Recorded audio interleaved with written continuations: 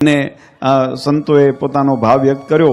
એક વાત ઘણી વખત હું વિચારતો હોઉં, ઘણા અત્યારે કળયુગની અંદર દેવની દુહાઈ દે છે। રાધારમણ દેવ, ગોપીનાથજી મહારાજ, લક્ષ્મીનારાયણ દેવ, આ દેવનું નામ એ લે છે જે દેવને ઘોળીને પી ગયા છે।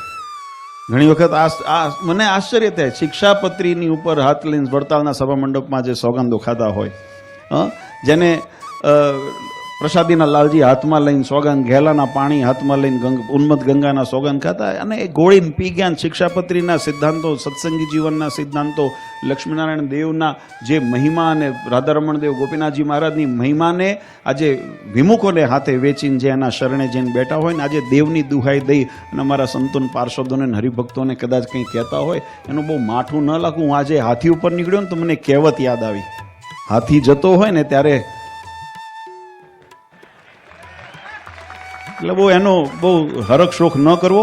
આપણે આપણી નિષ્ઠામાં ભગવાન સ્વામિનારાયણની આજ્ઞામાં છીએ એનું ગૌરવ રાખજો વાલા ભક્તો।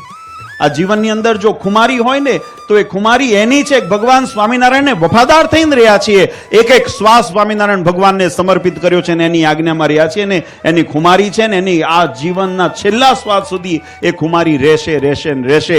અમને કદાચ વહીવટ, વ્યવસ્થા, આયોજનની અંદર સ્થાન મળે ન મળે, પણ ભગવાનના સિદ્ધાંતોને જન જન સુધી પહોંચાડી જીવાત્માના કલ્યાણના માર્ગના, મોક્ષ માર્ગને અવિરત વહેતો રાખવો છે। આ જ સંકલ્પ સાથે જીવનને સમર્પિત કર્યું છે અને એ જીવન એ છેલ્લા શ્વાસ સુધી એ રીતે અમે સમર્પિત કરીને રહીશું। એ ભગવાનને પ્રાર્થના કરીએ કે તમને મને બધાને એવું બળ આપે